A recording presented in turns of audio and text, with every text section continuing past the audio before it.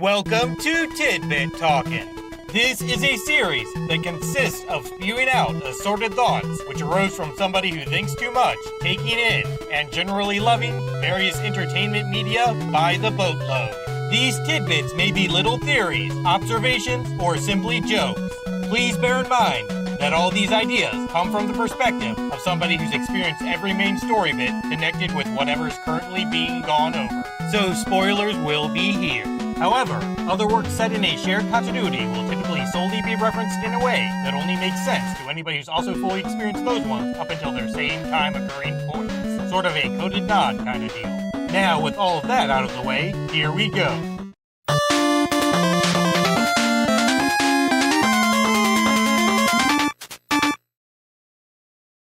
Running a whole train deal seems like a good way for Wiley to succeed at shipping parts for secret crimes and whatnot. Those floaty red helicopter doodads would normally drop extra screws and whatnot under less violent circumstances. Choo-choo chugging Mets would of course be the mascots of that aforementioned secretly Albert-owned rail line. Swirly sky surfing sort of seed-shaped sentinels seem like they'd be good for providing visibility help when fog and other vision-impairing nature things pop up. Of course, they'd usually have some kind of lights attached to them for helping with such things, most likely spotty ones even. Fabricated fowls finding out whether or not the eggs of their feathery counterparts were up to snuff seems like something that makes sense. Anti-shelled ceiling deals might have originally served the purpose of providing rich folks with self-moving chandelier-like decorations before their conversion into iffy inconveniences. Mobile mechanical mice might manage maintenance of the Finding Floor Fragility form. Rush coil is all weird in this game because somebody has been hoarding springs to build who knows what down the line. Poor Plated Pup simply couldn't get his regular between-game fix-ups done right this time around. These letters are just how Mega Man stores the more complex names for beat parts in his memory. Considering that Dr. Light would likely require his steel son to report back when finding the missing machinery, this makes a lot of sense. After all, the Blue Bomber calling in and stating that he found an XY0432578 grade spindle or whatever would take way too much time. Being placed on top of trains are just how spikes normally get transported. This is done to prevent robots and other intruders from jumping onto the roofs for robbery kind of deals or fighting tournament matches. Big ball blasting bot boys being brought into this world, originally for volleyball practice related hoopla, has a nice ring to it. Great gifted gear guards might have normally served double duty as air quality maintaining security dudes. Chargeman faces functionality flopping from Stone Man's mind mashing madness because his chute gets all clogged by such stuff and overheating related wackiness ensues.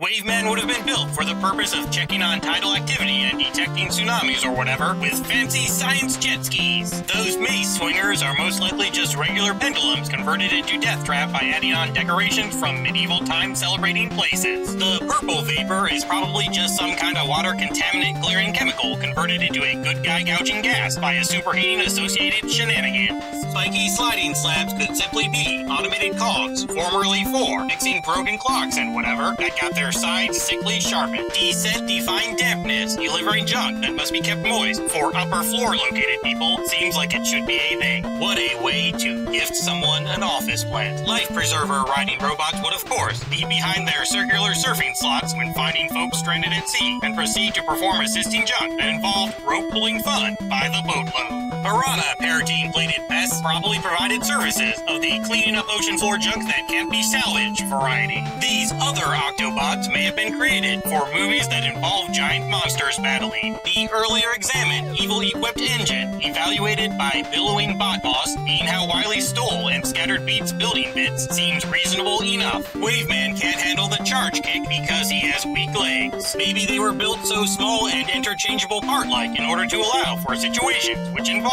swapping them with propellers and creating makeshift rescue boats.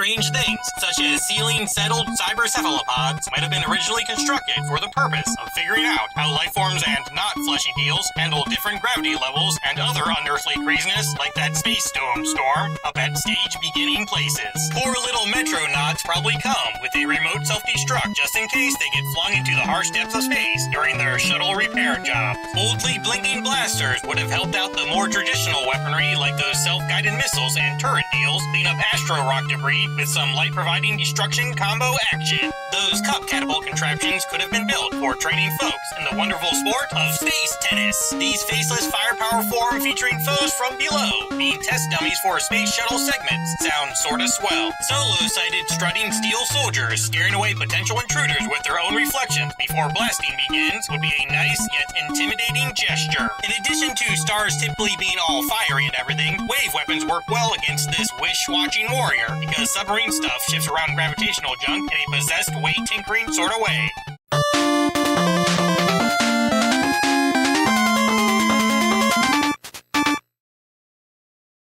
Gravity Man's malevolence masking manufacturing disguise would be wily posing as a jolly businessman seeking to forge an alloy capable of handling any planet's pressure. This springy center sporting segmented soldier would be of particular use in testing out said superbly steel surpassing stuff, what with checking out how coil stability and retraction quickness type things work out. The pod dropper things would be foreseeing if a planet had really high gravity. Solely side-striking steel shot slingers should be for testing out forced falling funkiness related to projectile arcing on differently sized astral bodies. Jumbo jumpers' jobs might involve serving as massive mannequins for testing out how protective equipment works under different gravitational circumstances. These tiny tin terrors that tote robust roundness could be some kind of prototypes for a much larger weapon called an elimination sun or what have you. Gravity got goofed up in this boss tunnel exclusively because the facility's founders were annoyed by all those fantastic folks who love jumping through these electrical executive entrances. Star Crash crushes weighty warlord's wellness because the onslaught obliterating orbit messes up his whole general skill set.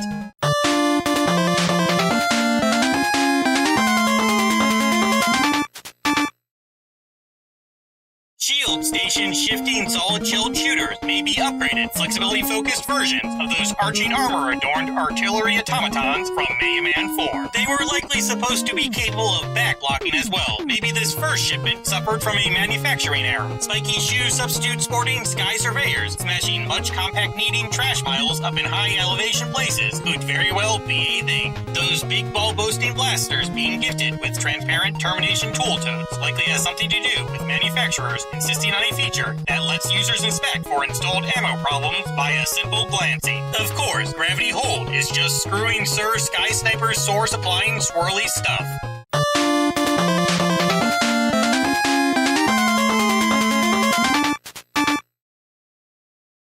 Head-hurling hardware could be machinery meant for testing the weight of various ores and gems. They have their own steel skulls sitting there regularly for the purpose of providing calibration and whatnot. Luminous lump-launching lugs are probably just jewel-cutting bots that got converted into mega misery-making mechanical menaces. Yeah, this is just a floor buffer. Spike cleaning is very necessary. Wouldn't want mold or other breathable air-interrupting junk messing up one's death traps. Scorch suffering sending Sky Skull suppliers standard service, seeing sanitation sorted. Even people in the world of Ultrabots need to use that vomit-absorbing stuff at times. Gyroman's weaponry wrecks Sir Shiny Surface because his glassy gear isn't made with the specs of windows that adorn aircraft. Thus, it can't handle being breezy blow battered.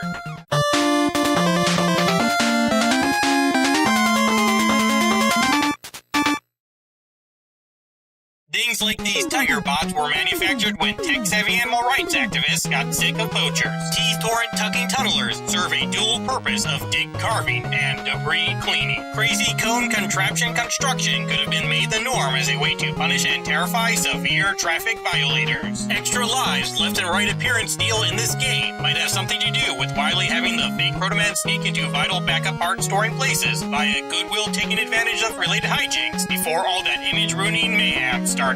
Barely Buffball bringing bizarre body bots being a smaller scale option for demolition equipment would be something that's all believable and whatnot. Crystallize might involve material that renders napalm ineffective somehow.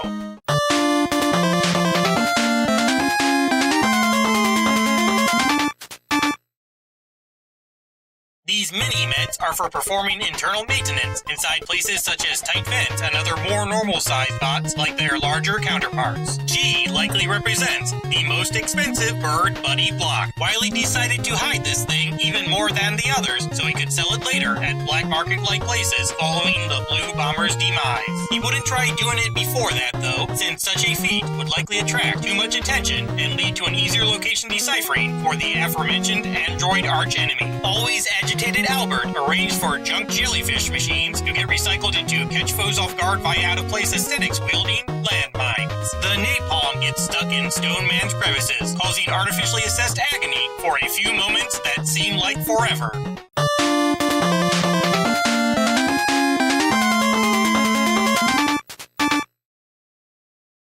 This fortress's construction was disguised as a museum for Dr. Light's contributions to the world. It hastily got turned into a danger-filled egotistical tribute to a crappy counterfeit after Wily's petty revenge world domination combo plan got started up. Hence why certain areas sport shoddy structural strength. The super arrow would have been developed just in case Rush, or at least his coil contraption controlling corner, got too damaged during this suspicious spring shortage. Darkman 1 wavers with washing because those treads of his can't really handle getting wet. Dim Dude Dose doesn't fare well against crystal eyeing because its barrier-forming computations can't be completed correctly when there's too much light reflecting going on. Slowly slithering step support seems like it's made for things like safely getting folks out of the upper floors of burning buildings. Second succeeding Sir Shady suffers from oddly maneuvered kicking because it can't properly figure out how to seize all that foot-concentrated energy. Also, he can't handle these chopper blades because his auditory processors are suffering from a glitch that makes certain sounds intolerable.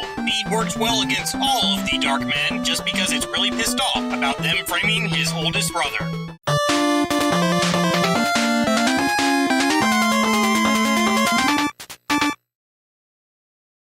In a very bold and also kinda stupid move, this fortress would have been built as a villain remembrance providing complement to that earlier brought up light museum. Big pet problem with getting whaled by glass orbs might have something to do with machines made from recycled Optimus Prime toys not possessing much defensive capabilities. Zerk Ring Q9 can't handle twirling tins tumbling in because it didn't have a proper air circulation system installed. The Wily Press fails in comparison to Stars crashing because all that glass gets superheated too easily, and once again, Albert didn't have enough time for air conditioner making. Super Arrows annihilate Wily Machine 5 because that cannon shaft wasn't designed with the possibility of such fast-moving objects traveling through it in mind. Beat is problematic for Wily Capsule 2 because the evil doctor has recurring nightmares about birds pooping on its windshield. The sight of even a fake feathery friend rattles him so much that he suffers from psychosomatic nausea and whatever.